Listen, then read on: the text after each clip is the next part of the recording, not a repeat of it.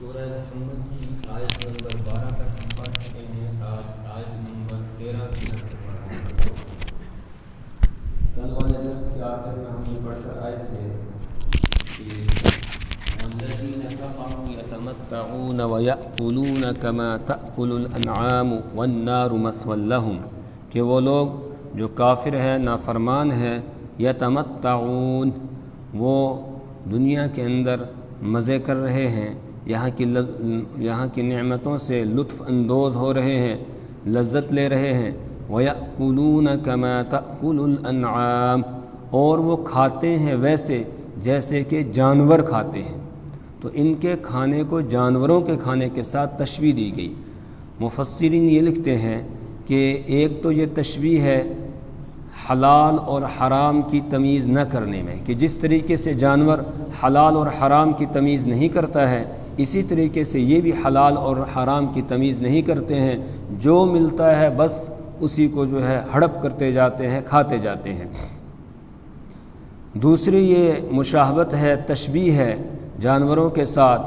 اس مسئلے میں کہ جس طریقے سے جانور بے تحاشا کھاتا ہے، یہ بھی بے تحاشا کھاتے ہیں. ایک حدیث پاک میں رسول پاک صلی اللہ علیہ وسلم نے ارشاد فرمایا، مومن ایک آنت میں کھاتا ہے اور کافر 7 آنتوں میں کھاتا ہے. تو بے تحاشا کھانے میں تشبیہ دی گئی. تیسرے نمبر پر بتایا ہے کہ جس طریقے سے جانور کھڑے کھڑے کھاتا ہے، چلتے چلتے کھاتا ہے، اسی طریقے سے یہ بھی کھڑے کھڑے کھاتے ہیں، چلتے چلتے کھاتے ہیں. حالانکہ کھڑے کھڑے کھانا یا چلتے چلتے کھانا یہ انسانیت کے خلاف ہے. رسول پاک صلی اللہ علیہ وسلم نے کھڑے کھڑے کھانے اور پینے سے منع کیا. ایک روایت میں اللہ کے رسول صلی اللہ علیہ وسلم نے منع فرمایا، نہا رسول اللہ صلی اللہ علیہ وسلم عن الشرب قائما، رسول پاک صلی اللہ علیہ وسلم نے کھڑے کھڑے کھانے پینے سے منع کیا، سوائے 2 پانیوں کے باقی کسی بھی چیز کو کھڑے ہو کر پینے کی اجازت نہیں ہے. 2 پانی جن کو کھڑے ہو کر پینے کی اجازت ہے، ایک تو آب زمزم ہے اور ایک وضو کا بچا ہوا پانی. ان دونوں پانیوں کو کھڑے ہو کر پینے کی اجازت ہے. پھر بعض حضرات یہ کہتے ہیں کہ نہیں، زمزم کا پانی ہو یا اسی طریقے سے وضو کا بچا ہوا پانی ہو، ان کو کھڑے ہو کر پینا مستحب ہے. بعض حضرات کی رائے یہ ہے کہ مستحب ہے، اور بعض کہتے ہیں کہ مستحب نہیں بلکہ جائز ہے، یعنی کھڑے کھڑے پینے میں کوئی گناہ نہیں ہوگا. البتہ بہتر یہ ہے کہ زمزم کا بھی بیٹھ کر پیا جائے اور وضو کا بچا ہوا پانی جو ہے وہ بھی بیٹھ کر پیا جائے. لیکن اگر کھڑے ہو کر پی لیا تو اس پر کوئی گناہ نہیں ہے، کوئی باز پرس اس پر نہیں ہے. اس کے علاوہ اگر کوئی آدمی کھڑے کھڑے پیے گا تو اس پر اس سے پوچھ تاچھ ہوگی کہ کھڑے ہو کر کیوں پیا تھا. اور مسلم شریف کی روایت میں تو یہ ہے کہ اگر کسی نے کھڑے کھڑے پانی پی لیا ہے فیستقی، تو اسے چاہیے کہ وہ قے کر دے، اس پانی کو الٹی کر دے، قے کر دے، اس کو اپنے جسم کا حصہ نہ بننے دے. حضرت انس رضی اللہ تعالیٰ عنہ سے کسی نے پوچھا کہ کھڑے ہو کر پینے کا کیا حکم ہے، تو جواب دیا، نہا رسول اللہ صلی اللہ علیہ وسلم عن الشرب قائما، رسول پاک صلی اللہ علیہ وسلم نے کھڑے کھڑے پینے سے منع کیا ہے. پھر پوچھا گیا کہ کھڑے کھڑے کھانے کا حکم کیا ہے، تو فرمایا ہی اشر، مسلم شریف کی روایت کے مطابق یہ ہے اشر، وہ اس سے بھی بدتر ہے. یعنی کھڑے کھڑے کھانا جو ہے کھڑے کھڑے پینے کے مقابلے میں اور زیادہ بدتر ہے. اور ترمذی کی روایت میں ہی اشد، کہ وہ اس سے بھی زیادہ سخت ہے. تو لہٰذا ہمیں بھی خیال کرنا چاہیے. آج ہم اس میں کوئی زیادہ توجہ نہیں دیتے ہیں اور کھڑے کھڑے چلتے چلتے کھاتے پیتے رہتے ہیں. اس کی اجازت نہیں ہے. کھڑے ہو کر بیٹھ کر، انسانیت یہ ہے کہ آدمی بیٹھ کر آرام سے اطمینان سے کھائے اور پیے. چوتھے نمبر پر بتایا کہ یہ جو تشبیہ دی گئی ہے جانوروں کے ساتھ کھانے کی، یہ اس میں ہے کہ جس طرح جانور کھا کر غافل ہو جاتا ہے، اسی طریقے سے یہ بھی کھا کر غافل ہو جاتے ہیں اور اپنے مالک کو نہیں پہچانتے ہیں، مالک کی معرفت حاصل نہیں کرتے ہیں، مالک کا شکر ادا نہیں کرتے ہیں. حالانکہ جس مالک نے کھانے کے لیے دیا، جس مالک نے پینے کے لیے دیا ہے، اس کا شکر ادا ہونا چاہیے. تو اللہ تعالیٰ فرما رہے ہیں کہ یہ ایسے کھاتے ہیں جس طریقے سے کہ جانور کھاتا ہے. وَالنَّارُ مَثْوًى لَهُمْ، اور جہنم ان کا ٹھکانہ ہے. وَكَأَيٍّ مِّن قَرْيَةٍ هِيَ أَشَدُّ قُوَّةً مِّن قَرْيَتِكَ الَّتِي أَخْرَجَتْكَ۔ اب ان کے لیے، نافرمانوں کے لیے، مشرکین مکہ کے لیے ایک دھمکی ہے کہ وَكَأَيٍّ مِّن قَرْيَةٍ، کتنی ہی بستیاں ہیں، هِيَ أَشَدُّ قُوَّةً مِّن قَرْيَتِكَ، کہ جو زیادہ سخت تھیں آپ کی اس بستی سے، التی اخرجتک، کہ جس بستی نے آپ کو نکال دیا ہے۔ کہ کتنی ہی بستیاں تھیں کہ جو آپ کی اس بستی سے طاقت اور قوت کے اعتبار سے زیادہ سخت تھی، التی اخرجتک، کہ جس بستی نے آپ کو نکال دیا، یعنی جس بستی کے باشندوں نے، رہنے والوں نے آپ کو نکال دیا۔ رحمت دو عالم صلی اللہ علیہ وسلم مکہ المکرمہ کے باشندے تھے، آپ وہاں کے رہنے والے تھے، لیکن جب آپ نے اللہ کی توحید کا اعلان کیا، اللہ کی توحید کا علم بلند کیا، تو لوگ آپ کے خلاف ہو گئے، اور اتنے خلاف ہو گئے کہ آپ کے خلاف سازش کی انہوں نے اور آپ کے قتل کا پروگرام بنا لیا۔ جب آپ کے قتل کے در پہ آ گئے، آپ کے گھر کا محاصرہ کرنے کا انہوں نے پروگرام بنا لیا، اور یہ پلان بنایا کہ آج رات کو جب آپ اپنے گھر سے باہر نکلیں گے تو آپ کو نعوذ باللہ شہید کر دیا جائے گا، اور پورے پلان کے تحت وہ رات کو آ بھی گئے۔ اللہ تبارک و تعالی نے اپنے پیارے رسول صلی اللہ علیہ وسلم کو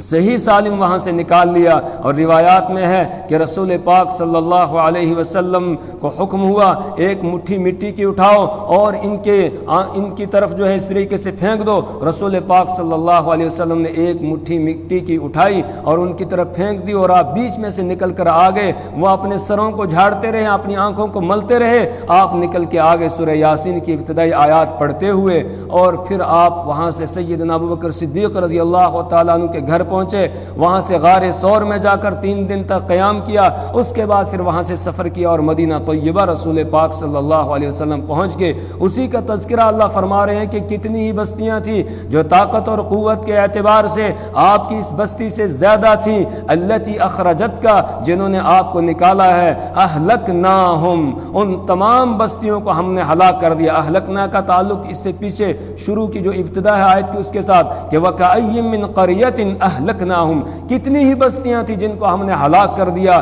کہ جو طاقت اور قوت کے اعتبار سے آپ کی اس بستی سے زیادہ سخت تھی، جنہوں نے آپ کو نکالا ہے۔ فَلَا نَاصِرَ لَهُمْ، تو ان کا کوئی مددگار نہیں ہوا۔ فلا نہیں ہوا، ناصرہ مددگار، لہم ان کے لیے، ان کا کوئی مددگار نہیں ہوا، کوئی ان کی مدد کو نہیں پہنچا۔ لہذا اگر یہ مکہ والے بھی باز نہیں آئے تو ان کا بھی یہی حال ہوگا، اور پھر کوئی ان کی مدد کو نہیں پہنچے گا۔ اور ایسا ہی ہوا غزوہ بدر کے موقع پر، یہ 1000 کا لشکر تھا جو پوری تیاری کے ساتھ آیا ہوا تھا، اور مسلمان صرف 313 تھے جنہوں نے کوئی تیاری بھی نہیں کی تھی، جن کے پاس جنگ کا ساز و سامان بھی نہیں تھا، وہ مقابلے میں آگے۔ تو اللہ تبارک و تعالیٰ نے اس چھوٹی سی جماعت کو کامیاب کیا، اور کافروں کے وہ بڑے بڑے سردار جو رسول پاک صلی اللہ علیہ وسلم کے خلاف پلاننگ کیا کرتے تھے، آپ کے خلاف سازشیں کیا کرتے تھے، چال بازیاں کیا کرتے تھے، جنہوں نے آپ کو مکہ المکرمہ سے نکلنے پر مجبور کیا تھا، ان میں سے 70 لوگ جو ہے وہ جہنم رسید ہوتے ہیں، لیکن کوئی ان کی مدد کے لیے نہیں پہنچتا ہے۔ نہ وہ ان کی مدد کے لیے پہنچے جو ان کی پیچھے سے جو ہے پیٹھ تھپتھپاتے تھے اور کہتے تھے ہم آئیں گے اور آپ کی مدد کریں گے، وہ بھی نہیں آئے۔ اور اسی طریقے سے ان کے معبودان باطلہ، جن کے بارے میں ان کے نظریات بہت آگے تک پہنچے ہوئے تھے کہ یہ ہماری ساری مشکلات کو دور کرتے ہیں اور مشکل وقت میں یہ ہمارے کام آتے ہیں، وہ بھی ان کے کچھ کام نہیں آئے۔ افمن كان على بينة من ربه كمن زين له سوء عمله واتبعوا اهواءهم افمن كان، تو کیا وہ شخص من کان علی بینۃ من ربہ، جو اپنے رب کی طرف سے واضح دلیل پر ہو، تو کیا وہ شخص کہ جو اپنے رب کی طرف سے واضح دلیل پر ہو، یعنی ایمان پر ہے اور ایمان کی دلیل بھی اس کے پاس موجود ہے، توحید پر ہے اور توحید کی دلیل اس کے پاس موجود ہے، یعنی ایمان والا ہے، مومن ہے۔ کمن زین لہ سوء عملہ، کمن ہو سکتا ہے اس شخص کی طرح زینا مزین کر دیا گیا لہو جس کے لیے سوء عملہ اس کے عمل کی برائی، سوء کے معنی برائی، سوء عملہ اس کے عمل کی برائی۔ اب ترجمہ کرنے والے ترجمہ کرتے ہیں کہ اس شخص کی طرح ہو سکتا ہے جس کے لیے اس کا برا عمل مزین کر دیا گیا، اس کو وہی اچھا لگ رہا ہے، اس کو گمراہی کا راستہ ہی اچھا لگ رہا ہے، اگر وہ ہدایت کا راستہ دیکھتا ہے اس کو اپناتا نہیں ہے، اور اگر برائی کا راستہ دیکھتا ہے اسے اپنا لیتا ہے۔ ان یروا سبیل الرشد لا يتخذوه سبیلا وان یروا سبیل الغی يتخذوه سبیلا، اگر ہدایت کا راستہ دیکھتے ہیں اسے نہیں اپناتے ہیں، اور اگر گمراہی کا راستہ دیکھتے ہیں تو فوراً اس کو اپنا لیتے ہیں۔ کیوں؟ اس لیے کہ ان کا عمل ان کے لیے ویسے ہی مزین کر دیا گیا۔ واتبعوا اہواءہم، اور وہ اپنی خواہشات کے پیروکار ہیں، اپنی خواہشات کے پیچھے چلنے والے ہیں۔ تو کیا یہ دونوں برابر ہو سکتے ہیں؟ ایک وہ جو ایمان پر ہے، عمل صالح پر ہے، اور ایک وہ ہے جس کے پاس ایمان کی دولت نہیں ہے اور برے اعمال وہ کر رہا ہے، وہ کفر پر ہے اور کافروں کے اعمال کر رہا ہے۔ یہ دونوں برابر ہو سکتے ہیں؟ جواب کیا ہے؟ یہ دونوں برابر نہیں ہو سکتے ہیں۔ جس طریقے سے روشنی اور تاریکی دونوں برابر نہیں ہو سکتی، جس طریقے سے گرم اور ٹھنڈا دونوں برابر نہیں ہو سکتے، دھوپ اور سایہ دونوں برابر نہیں ہو سکتے، اندھا اور بینا دونوں برابر نہیں ہو سکتے، اسی طریقے سے یہ دونوں بھی برابر نہیں ہو سکتے ہیں۔ اور جب دونوں برابر نہیں ہیں، دونوں کا ٹھکانہ اور انجام جو ہے وہ بھی الگ الگ ہے۔ نافرمان کا ٹھکانہ اوپر بتا دیا گیا، والنار مثوی لہم، کہ جہنم ان کا ٹھکانہ ہے، اور جو فرما بردار ہے، جو شخص دلیل پر ہے اور ہدایت پر ہے، اس کے بارے میں بتایا اس کا ٹھکانہ جنت ہے۔ پھر جنت کیسی ہے، جنت کی مثال کیسی ہے، جنت کیسا مقام ہے، اس کے بارے میں آگے جنت کا تعارف کرایا جا رہا ہے۔ مثل الجنت التي وعد المتقون، مثال الجنت اس جنت کی، التي جس جنت کا، وعد المتقون وعد وعدہ کیا گیا، المتقون متقیوں سے، پرہیزگاروں سے، وہ جنت جس کا وعدہ کیا گیا پرہیزگاروں سے، اس کی مثال، اس کی حالت، فیہا انہار من ماء غیر آسن، اس کا تعارف یہ ہے کہ فیہا اس جنت کے اندر، انہار من ماء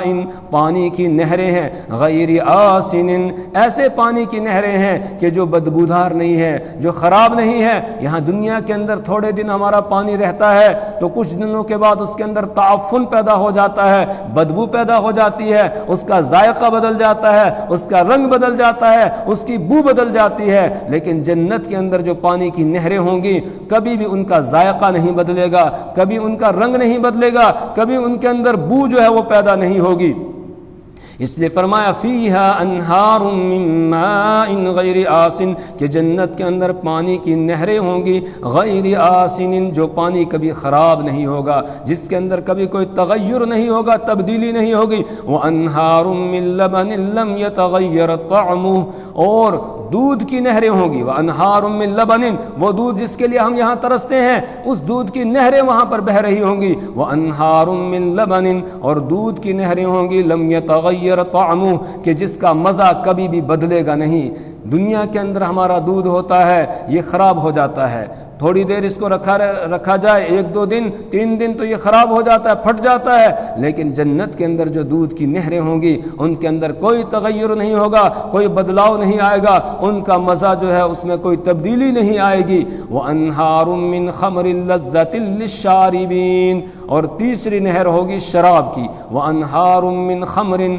اور شراب کی نہریں ہوں گی، لَذَّةٍ لِّلشَّارِبِينَ جو پینے والوں کے لیے بڑی لذیذ ہوگی۔ یہ دنیا والی شراب کی طرح نہیں ہوگی بدبودار، اور پینے کے بعد آدمی کو ہوش ہی نہیں رہتا ہے، نشہ چڑھ جاتا ہے۔ وہ شراب جو ہوگی اس کے اندر نشہ بھی نہیں ہوگا اور بدبو بھی نہیں ہوگی، بلکہ خوشبو ہوگی، اور اس کو پینے کے بعد انسان کی عقل اور زیادہ تیز ہو جائے گی، اس میں کوئی فتور نہیں آئے گا بلکہ اور تیزی آ جائے گی۔ وَأَنْهَارٌ مِّنْ عَسَلٍ مُّصَفًّى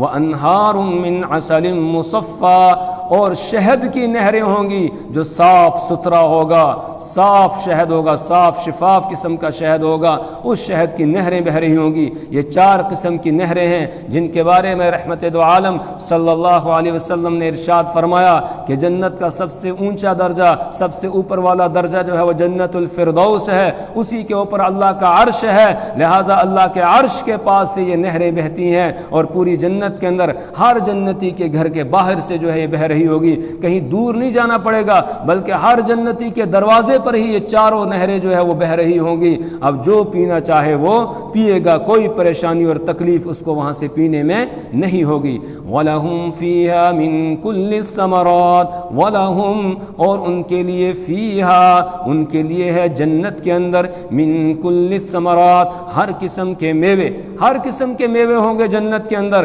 وَمَغْفِرَةٌ مِّن رَبِّهِمْ اور ان کے رب کی طرف سے بخشش ہوگی، مغفرت ہوگی۔ یہ سب سے بڑی نعمت ہوگی کہ بخشش اور مغفرت رب کی طرف سے ہو جائے گی۔ اب جنت کے اندر داخلہ مل گیا، اب یہاں سے نکلنا نہیں ہے، اب ہمیشہ ہمیش جنت کے اندر ہی رہیں گے۔ اب جنت کی نعمتوں کے زوال کے کوئی اندیشہ، کوئی خوف جو ہے ان کو نہیں ہوگا۔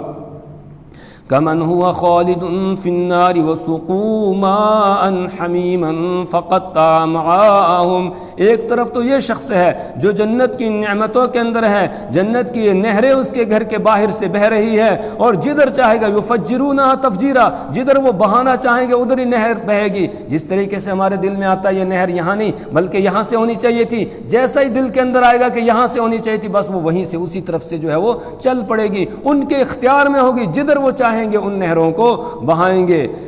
تو اللہ فرما رہے ہیں کہ ایک یہ شخص جو ان نعمتوں کے اندر ہے، اور ایک وہ شخص ہے جو اپنی نافرمانی کی وجہ سے،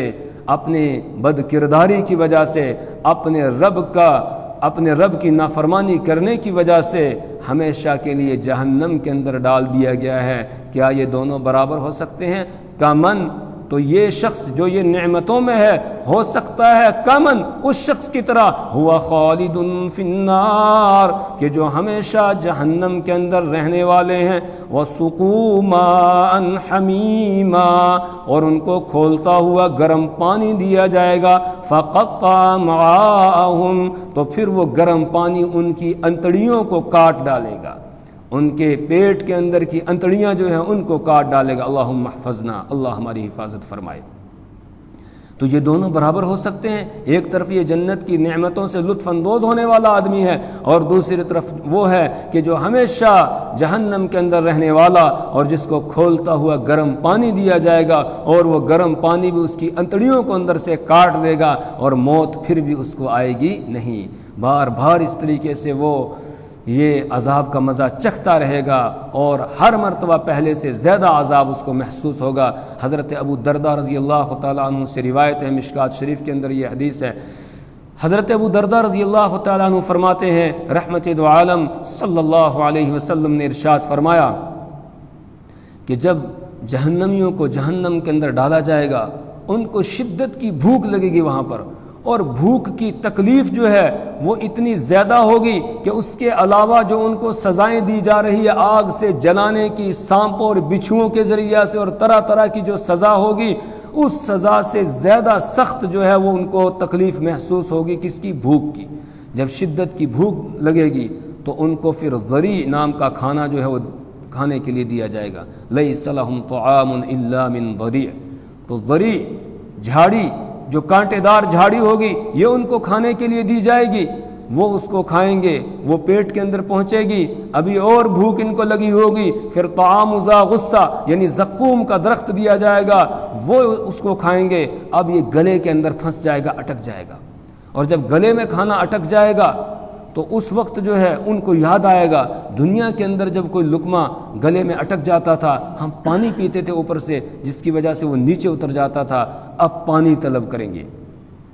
اور جب پانی مانگیں گے تو کھولتا ہوا گرم پانی ان کو پینے کے لیے دیا جائے گا۔ وَإِن يَسْتَغِيثُوا يُغَاثُوا بِمَاءٍ كَالْمُهْلِ يَشْوِي الْوُجُوهَ بِئْسَ الشَّرَابُ اللہ فرما رہے ہیں کہ جب وہ پانی مانگیں گے، پانی طلب کریں گے تو تیل کی تلچھٹ کی طرح کھولتا ہوا گرم پانی ان کو پینے کے لیے دیا جائے گا۔ یشوی الوجوہ، جیسے ہی پانی قریب لایا جائے گا تو بس ان کے چہرے کی کھال جو ہے وہ اس سے جھلس جائے گی، چہرے کی کھال اس سے جھلس جائے گی اس کی گرمی سے۔ یہ کھولتا ہوا پانی ان کو دیا جائے گا، لیکن پیاس اتنی شدت کی ہوگی اور وہ لقمہ جو گلے کے اندر پھنس گیا ہے اس کی اتنی زیادہ تکلیف ہوگی کہ یہ اس گرم پانی کی کوئی پرواہ نہیں کریں گے اور اس کو پی جائیں گے، اور پئیں گے بھی کیسے؟ جس طریقے سے پیاسا اونٹ پیتا ہے۔ فشاربون علیہ من الحمیم فشاربون شرب الہیم، پیاسے اونٹ کی طرح پئیں گے، ایک دم منہ سے لگائیں گے، پھر اس برتن کو واپس نہیں رکھیں گے جب تک کہ اس میں سے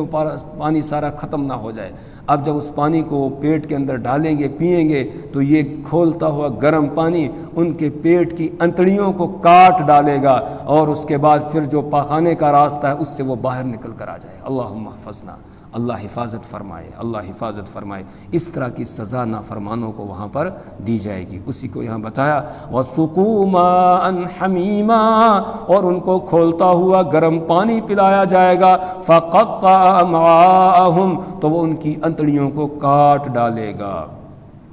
وَمِنْهُمْ مَنْ يَسْتَمِعُ إِلَيْكَ حَتَّى إِذَا خَرَجُوا مِنْ عِنْدِكَ قَالُوا لِلَّذِينَ أُوتُوا الْعِلْمَ مَاذَا قَالَ آنِفًا۔ اب تک فرما برداروں کا اور نافرمانوں کا تذکرہ تھا اور ان کا انجام بیان کیا گیا، آگے اب منافقین کا تذکرہ ہے۔ منافق ان لوگوں کو کہا جاتا تھا جو ظاہر میں زبانی کلمہ پڑھتے تھے لیکن دل کے اندر کفر جو ہے وہ چھپائے ہوئے تھے، دل سے مسلمان نہیں ہوئے تھے لیکن ظاہری طور پر مسلمان ہو گئے تھے، مسلمانوں کے ساتھ آ کر نماز بھی پڑھتے، مسلمانوں کے ساتھ جو ہے شریک ہو کر کبھی جہاد میں بھی جاتے اور کاموں کے اندر بھی شریک ہوتے تھے، لیکن اندر کے بڑے کالے تھے۔ اللہ تبارک و تعالیٰ نے ان کا تذکرہ کیا کہ وَمِنْهُمْ مَنْ يَسْتَمِعُ إِلَيْكَ، وَمِنْهُمْ، اور ان میں سے یعنی نافرمانوں میں سے بعض وہ لوگ ہیں یستمع الیک، جو آپ کی طرف کان لگاتے ہیں۔ اس طرح جب آپ کی مجلس میں آتے ہیں تو بڑے اس طرح بیٹھتے ہیں کان لگا کر، جیسے دیکھنے والوں کو محسوس ہو کہ بہت ہی غور سے یہ سن رہا ہے،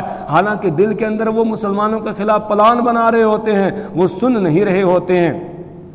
حتی اذا خرجوا من عندک، یہاں تک کہ اذا خرجوا، حتی یہاں تک، اذا جب، خرجوا وہ نکلتے ہیں، من عندک آپ کے پاس سے، آپ کے پاس سے نکلتے ہیں، آپ کی مجلس برخاست ہوتی ہے، مجلس ختم ہوتی ہے، باہر نکلتے ہیں، قالوا تو کہنے لگتے ہیں، للذین اوتوا العلم، ان لوگوں سے جن کو علم دیا گیا ہے، یعنی جو سچے صحابہ ہیں، جو آپ پر اپنی جانوں کو نشاور کرنے والے ہیں، ان صحابہ سے کہنے لگتے ہیں یہ منافقین مذاق کے طور پر، ماذا قال آنفا، کہ ابھی ابھی آپ نے کیا فرمایا ہے، یعنی رسول پاک صلی اللہ علیہ وسلم کیا کہہ رہے تھے، ذرا ہمارا دھیان بھٹک گیا تھا، ہمیں پتہ نہیں چلا، ہمیں سمجھ میں نہیں آیا کیا کہا ہے، اس طریقے سے جو ہے کہنے لگتے تھے۔